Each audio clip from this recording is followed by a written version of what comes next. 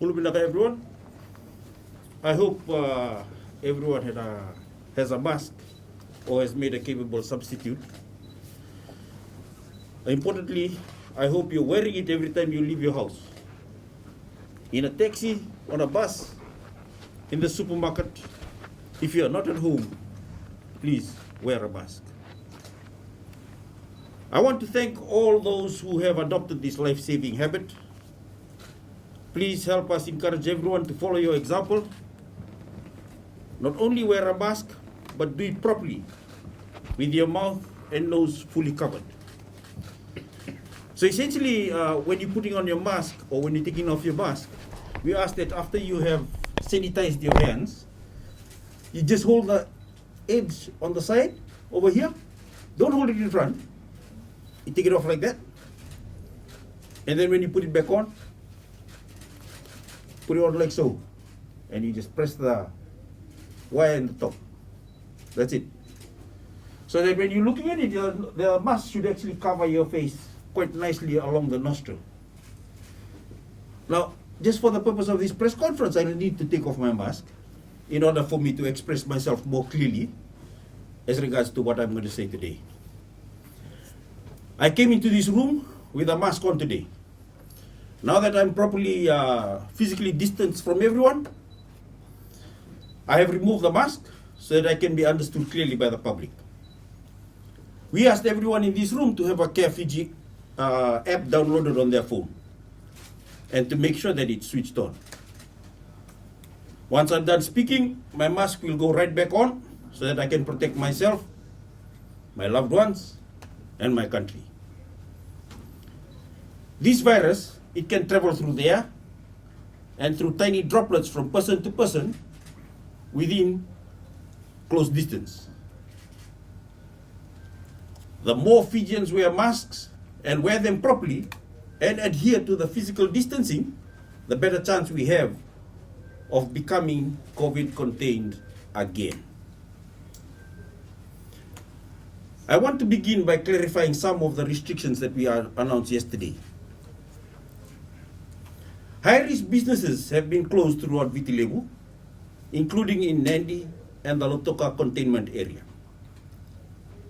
We are widening that definition to include all the following: gyms, movie theaters, video gaming shops, cyber cafes, taverns, bars, billiard shops, and amusement arcades, as well as the hairdressers, barber shops, spas, beauty therapy, massage therapy venues, saunas, and tattoo parlors. The nature of these businesses mean they cannot operate with proper COVID-safe protocols, including enforced physical distance of 2 meters. They should all close everywhere in Viti Levu for at least 14 days. The suspension of international passenger travel takes effect from midnight tonight, with the exception of Fijians traveling for medical purposes and other passengers as approved by the Office of the Permanent Secretary of Health and Medical Services. Testing and contact tracing has continued throughout last night and into today.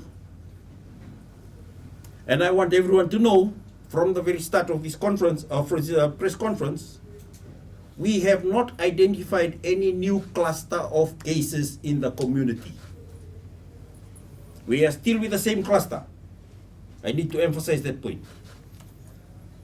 We have confirmed that 2 of the children living in Wainita Rawau settlement are positive for COVID-19. A 7-month-old son and a 14-year-old daughter of the 40-year-old that I announced yesterday. These 2, along with their mother, father, and 3 other children, are all in fine health in the Navua Hospital Isolation Ward. Both children initially tested negative for the virus on Tuesday, April 20th, the day they entered isolation. That gives us a high degree of confidence that they were latent cases which means that they entered isolation before they became infectious. So while the 14-year-old did attend school on Monday, April 19th, we believe there is little chance that she passed the virus to others. However, out of an abundance of caution, we will be running a screening exercise based on the daughter's movements. I want to remind everyone that we identified this family because they made the patriotic decision to come forward and because they were honest with us about where they had been. Now, they will be getting the treatment they need and they will no longer pose a risk to others. They deserve our thanks and nothing less. I've said before, we need to erase the stigma around COVID-19. The virus is the problem, not any one person. We have to, at all costs, protect the privacy of Fijians living with the virus. As a ministry, we rely on information to contact trace. And there's absolutely no benefit in putting the identity or the information into the public space. We're talking about children here, some of the most vulnerable members of our society. They're anxious, they're scared, and the last thing they need is for their privacy to be violated and their information to be blasted out online. The stigmatization of Fijians living with COVID-19 has very real consequences. When bullies online take advantage of other people's suffering, Fijians who should come forward may be scared into hiding their travel history or hiding their symptoms. That culture of stigmatization can put the entire nation at risk. So please, join me in saying thank you to this family, to the drivers, to all those that came forward as potentially having been exposed to the virus. And if you know you had exposure to someone living with COVID-19, please tell us. Call 158 and stay home until our teams can check on you. Do it for yourself, do it for your family, do it for Fiji. We have collected samples that will be tested for 200 people who attended the funeral at Tavukumbu. We have not confirmed any new case at this point in time. However, the window of transmission is still open and our contact tracing for the funeral continues. So this result may change overnight. Nasomo in Tavua has also been identified as a screening zone based on the movements of the case from Wainitaro, Cunningham, after the funeral. The same rules established for Wainitaro settlement apply here. No one is allowed to leave. Those who reside in the community may return, but they must stay there for at least 14 days. We are still looking for the minibus driver who drove the hotel staff on the evening of the 17th of April from Lautoka City minivan stand to Nandi at around 5 p.m., as well as the passengers of that minibus. After our investigation into the travel history of the mother in Wainitaro settlement, we are expanding our contact tracing to individuals who are at Sawani Beach from 10 a.m. to 3:30 p.m. on Saturday, 17th April 2021.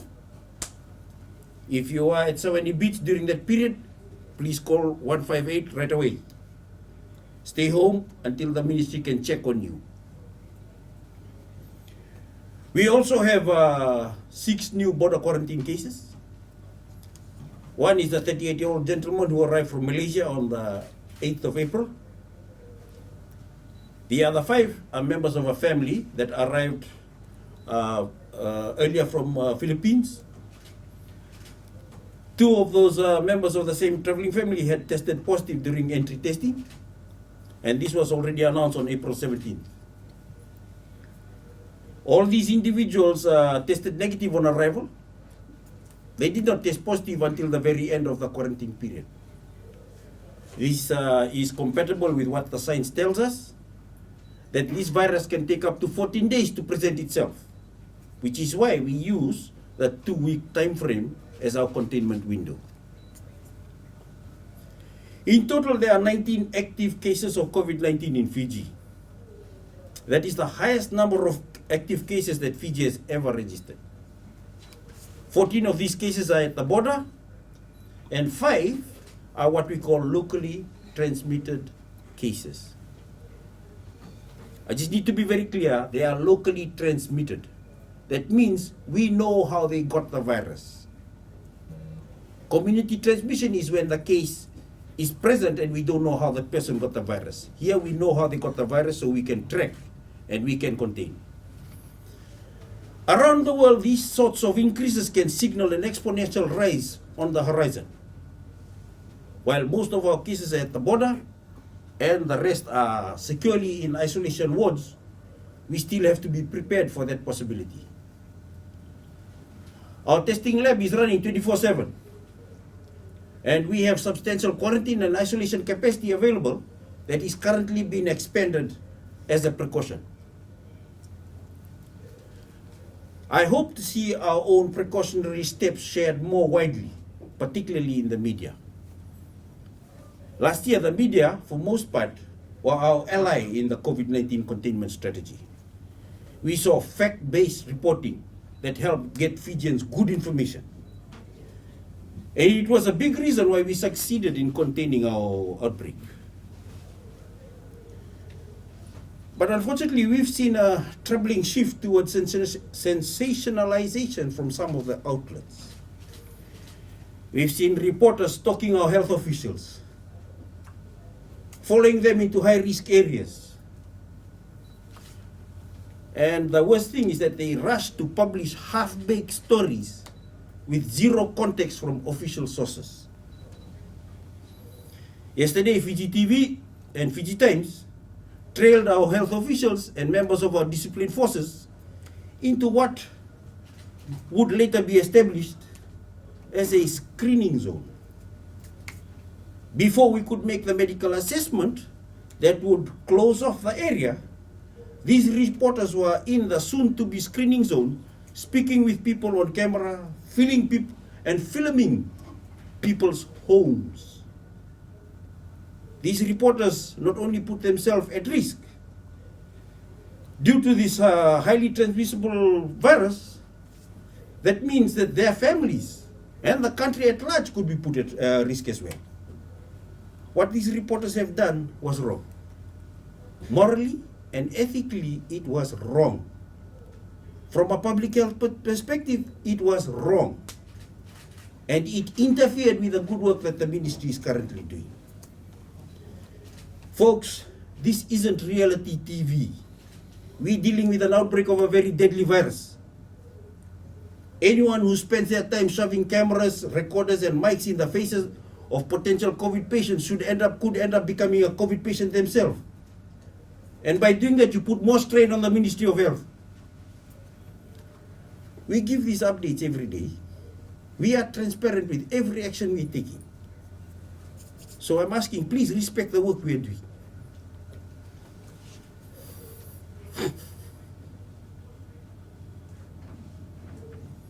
And wait for our official updates. Once we have made sure that the facts are established and we've cleared up the context for the nation of Fiji to read and understand. Don't be reckless with your well-being. Don't be rash in your reporting. Lives will always depend on your responsibility.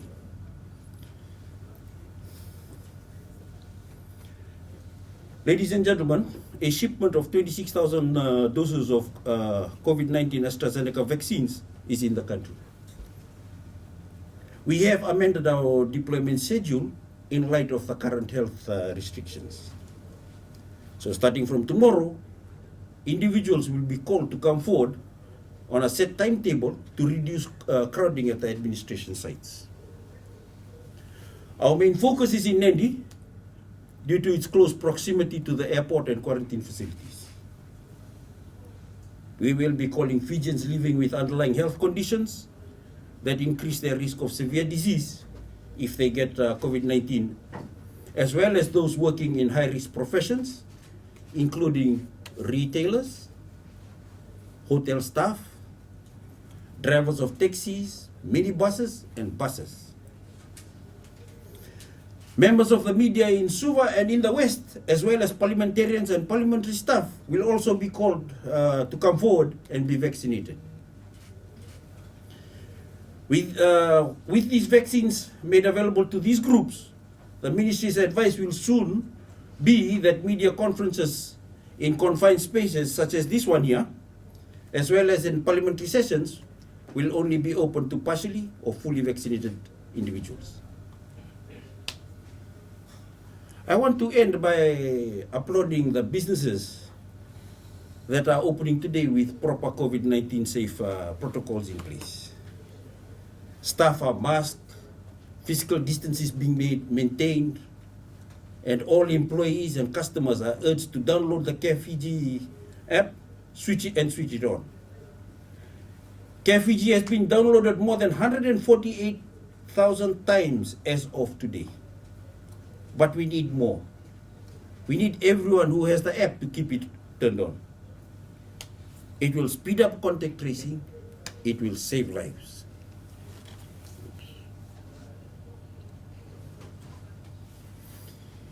If you're working or shopping anywhere, you feel COVID-19, where you feel that the COVID-19 protocols are not being followed, let us know.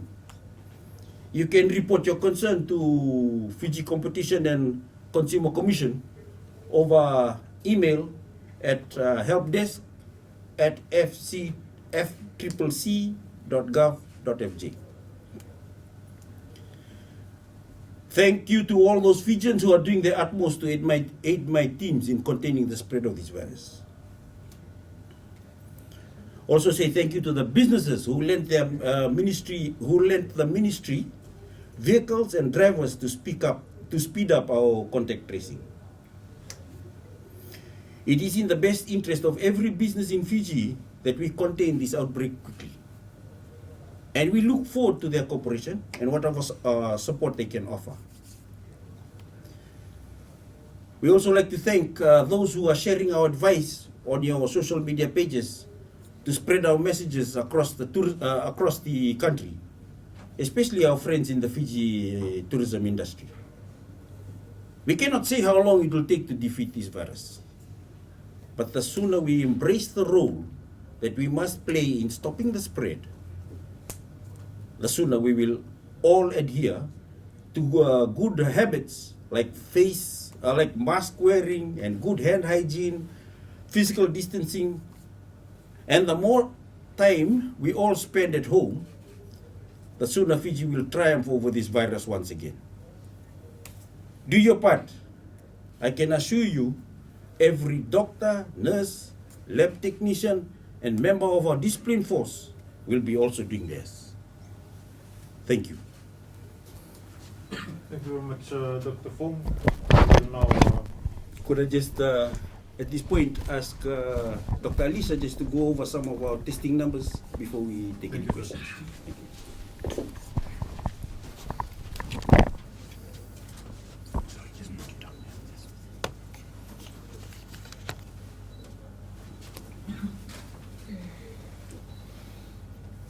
Good afternoon. So as announced by the Permanent Secretary today, we've had 6 new border quarantine cases and 2 new locally transmitted cases of COVID-19. I'm not going to go over them as the Permanent Secretary has detailed them. With these latest cases, we now have 19 active cases admitted into hospital isolation units. So out of those 19, 14 are border quarantine cases and 5 are locally transmitted cases. We've also got more than 300 primary and secondary contacts of the recent cases in border quarantine facilities in Nandi. and Fiji has now had 86 cases in total, with 65 recoveries and 2 deaths since our first case was reported on March the 19th, 2020.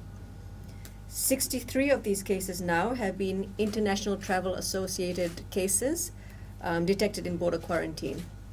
And 5 recently announced cases are our first cases of local transmission in well over a year.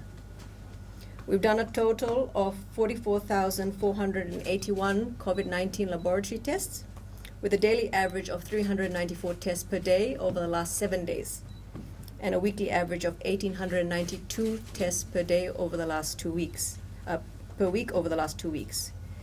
Our daily testing has recently increased in line with the response to the recent local cases.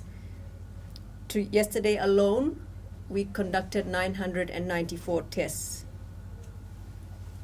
There are also currently 1,063 people who have recently arrived from overseas undergoing mandatory 14-day quarantine in government-supervised border quarantine facilities in Nandi.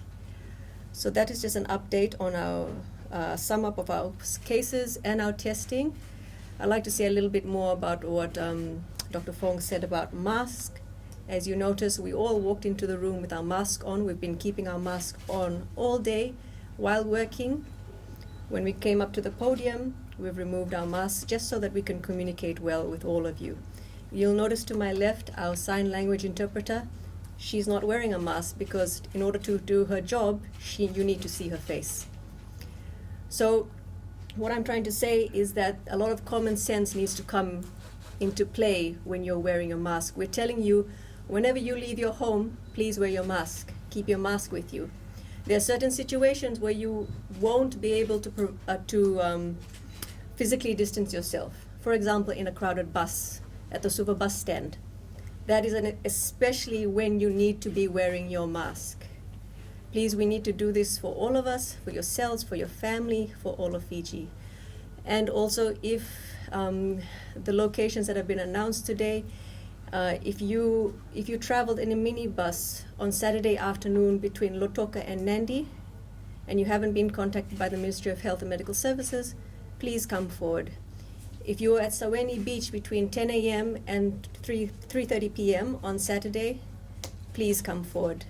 The example of this family from Cunningham has really shown us what can happen if everyone is just responsible and comes forward. These 2 children that tested positive, we believe were not infectious until they reached our quarantine facility, our isolation unit. That is how important it is for everyone to please be responsible. If you know someone that was at these locations who went to the funeral in Tavekumbu, please let us know. This will make all the difference in helping us returning to a COVID-contained Fiji. Thank you. Thank you very much, Dr. Lisa. Members of the media, we have now open questions. Please raise your hand. FBC. Dr. Fong, Edwin from FBC News. Just starting off with the new case of the student, the 14-year-old. You mentioned that she was in school. In terms of your screening and testing capabilities, what scope are you looking at? Do you have any estimated number of people who she may have come into contact with? It's there is a team in the Central Division, Command Center, that have taken that history that you're talking about. They are currently in the process of talking to the teachers and getting our numbers prepared so that they can organize a screening program for them. The operational details of that does involve, to a large extent, going to individual homes. As far as possible, we are trying to avoid them all clumping up in one place or traveling through to another place. We direct them to stay at their houses, and then we will sort out the testing for them. We all know the average number of pupils in a class, so that's about as much as I can say until we can get the full operational details sorted out tonight. What are you anticipating, say, for VT level, given that we are now getting more cases and these individuals could have been in touch with others and they consequently would have moved around? As I mentioned yesterday, I anticipate that we will get more cases from the funeral, a super spreader event. That's where we will get more cases from. The more people that come up out of that funeral, just like the lady in Cunningham, the more likely that we can track their movement and find and test for more cases. I expect that a lot more of those people that were in the funeral will turn out positive. That's an expectation that we all have. We also expect that in due course, we will find some people who are contacts of those people to turn out positive. However, if we do what we just mentioned today, wearing masks, physical distancing, wash your hands, there's a good chance that many of those people the virus will just stop, even though they infected some other those in the community, and it won't be transmitted to anybody.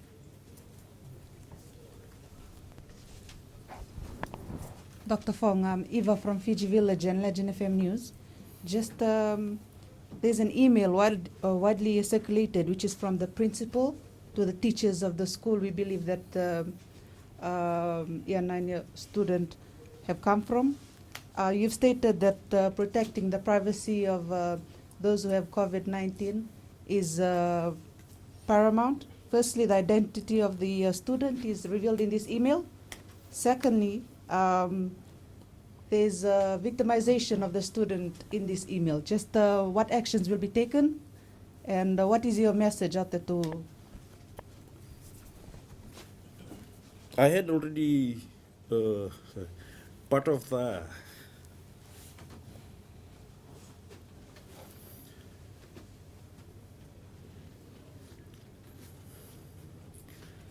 yes, part of my anger today is related to this email.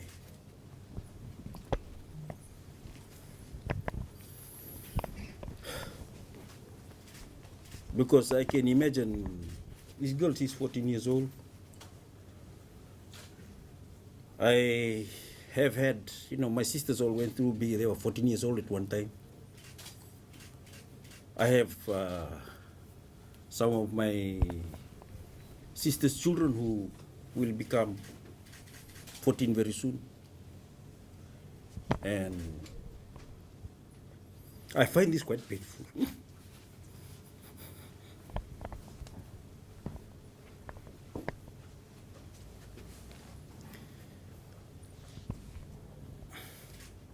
I find it very disappointing that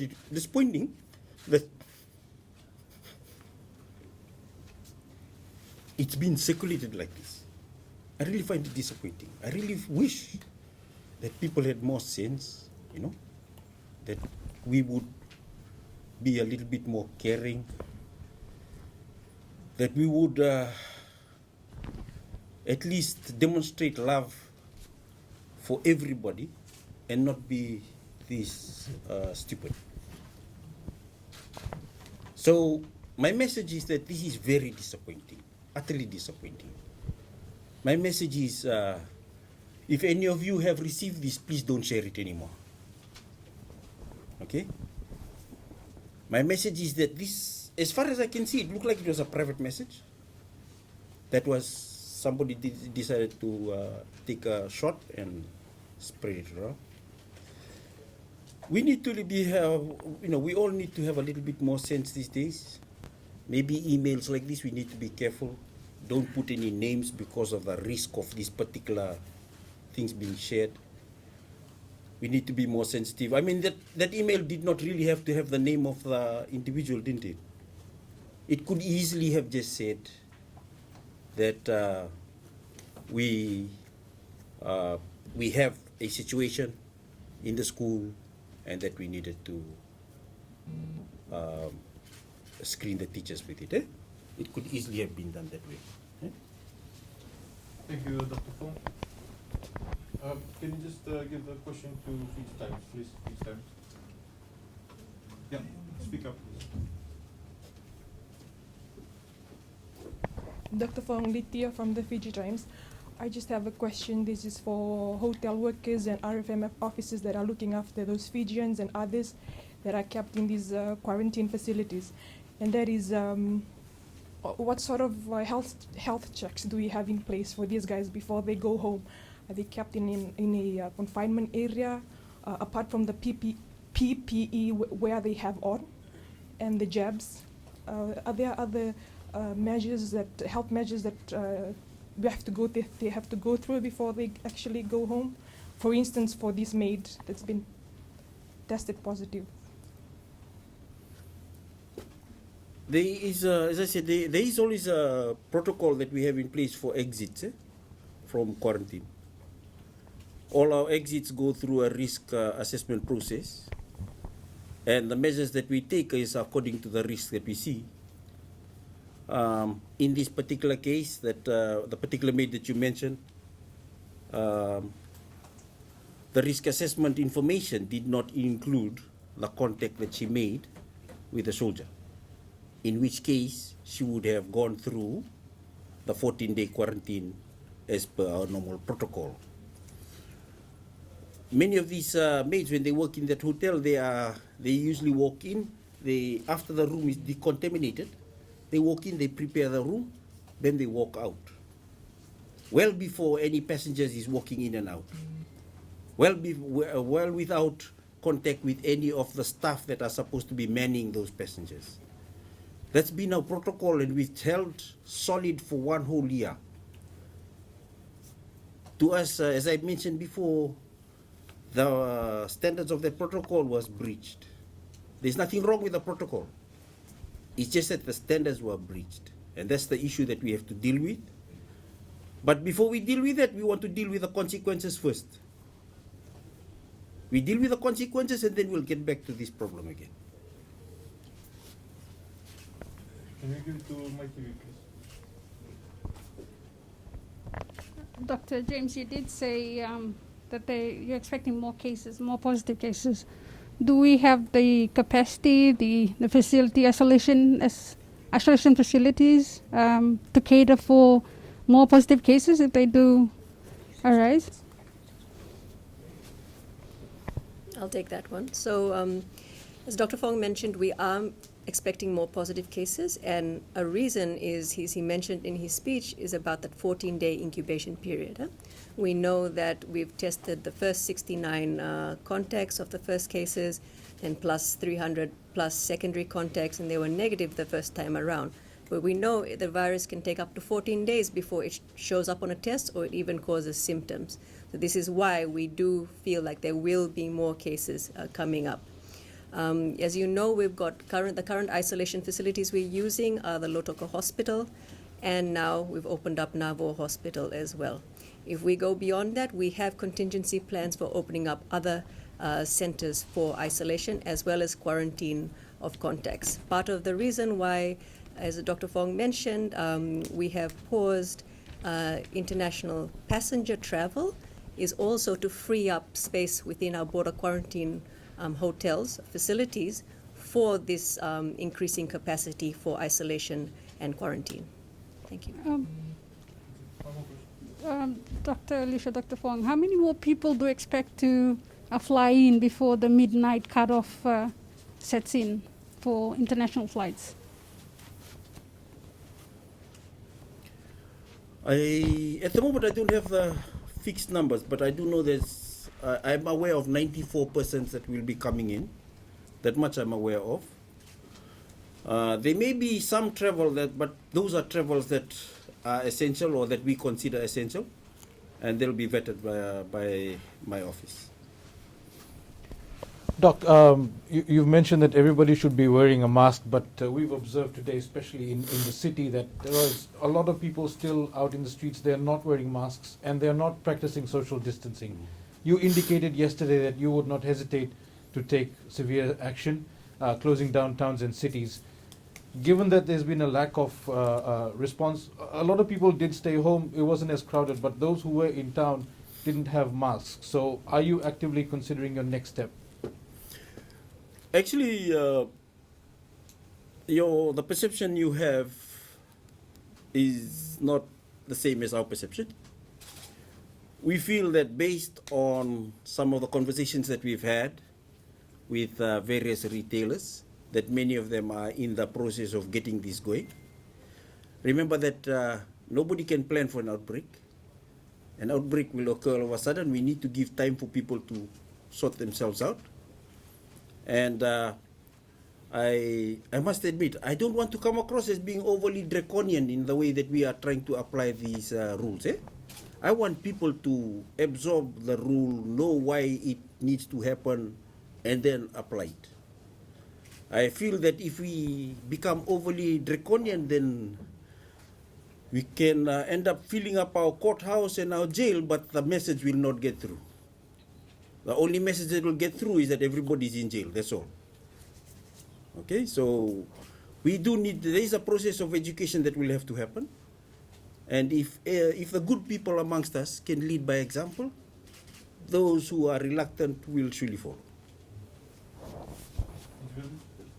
Dr. Fong, just in terms of, I know you've mentioned that 200 samples have been taken for those that have, you've identified that were in the funeral in Tavakombo. Just how many more people have come forward with regards to the setting up of fever clinics around the country and have stated that they were at the funeral as well?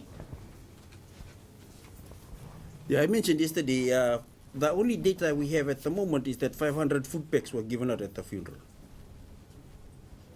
So we're working off that data.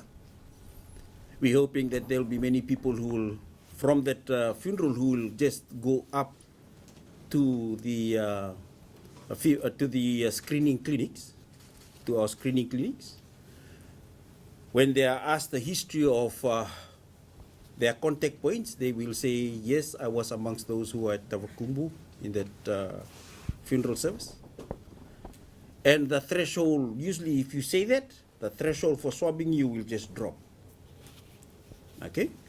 So we are hoping that more and more people will actually present themselves to our screening clinics and get themselves. But unfortunately, it will be impossible for me just to keep tracking of you number 1, number 2, number 3. That will be a difficult exercise. We will be open to 3 more questions and then we are done for today. Fiji Times and then Fiji Sun. Dr. Fong, I just have a question. You stated that it will be necessary for frontline workers to get the jab. Do you mean to say that this will become mandatory for all frontline workers, including media organizations? We haven't reached that point yet. I don't see it as mandatory more than that the fact that it is a necessity. And I would rather that everybody see it as a necessity rather than to do it because it's mandatory. That needs to be the attitude that we all take on. What is necessary because of a risk.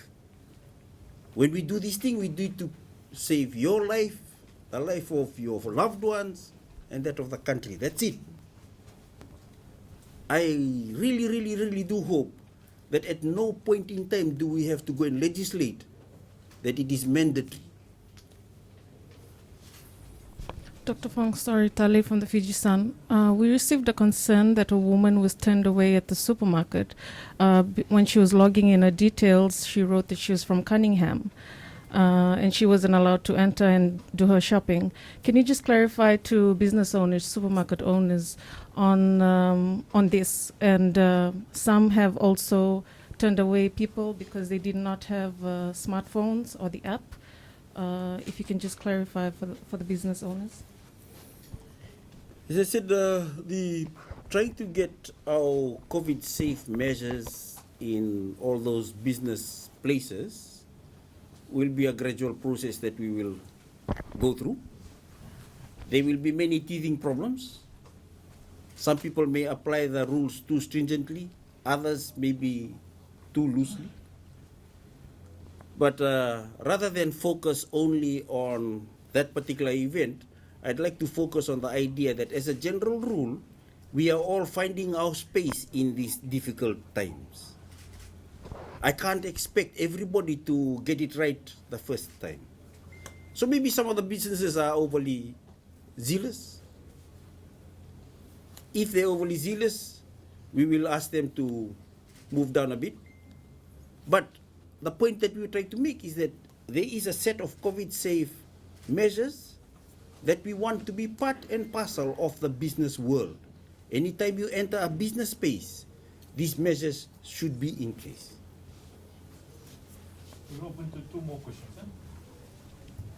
Dr. Fong, you did say that at 19, this is the biggest case, biggest number that we have in the country since last year. So people asking, why can't we go on a lockdown? What must happen to institute a nationwide lockdown? As I said, the 19, 14 of them are border quarantine, right? The rest are local transmission. We can track the beginning. Because we can track how they got the disease, we can track who they will spread it to. The nature of public health is such that if you can track the problem, you can contain the problem. If we come to the point where we can find a case that we do not know how they got the disease, at that point is when we will say this is a critical stage. Okay? Last question.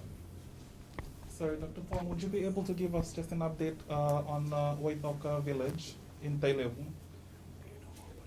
You had stated yesterday that there were like precautionary measures done when the village was kind of on a lockdown. Any developments, any latest developments so far? With go ahead. Okay, with that village in Tailevu, we have tested the contacts from Motoriki who attended the funeral with our case who was the hotel staff member who attended the funeral. So we know that the people from this Motoriki group were close contacts of this known case. We established that this group did spend some time in that village in Tailevu. For that reason is why we have these added public health measures in that village. We have tested the Motoriki group one time, and on that first round of testing, they've tested negative. Just to be sure, we'll be testing them a second time. The results of this test will determine what happens next with the situation in the village in Tailevu. So if they test negative, it's very likely we will reduce those public health restrictions, because then we can be clear that the group from Motoriki were not infectious. Even if they develop the disease later, if they test positive later in their 14-day quarantine, we know that while they were in this village, they were not infectious. Thank you. I'm sorry, Dr. We'll just open to one more question and then we'll go.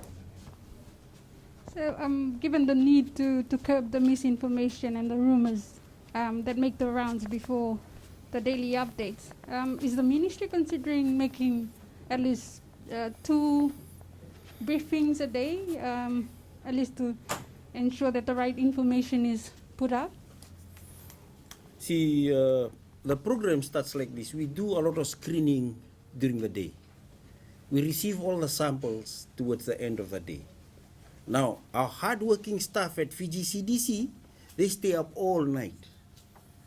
If they get a result, they first have to verify that the result is highly accurate. So, it is what it is. This is the way we have to work. Now, if we had something like 20 labs around the place, maybe we can discuss that. But right now, with the laboratory that we've got and the number of staff we've got, this is the way we're going to be giving our daily update. All I ask is that people be patient.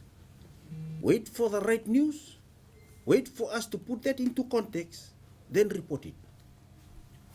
I think I'll just add to that as well. So as Dr. Fong said, we tend to get our results overnight. So a lot of us are not really sleeping at night as well, because that's when we receive a lot of the results. If there's positive results, we get called. So by the morning, about 7 or 8 a.m. in the morning, then we have the results. we meet with all the response teams. That is critical.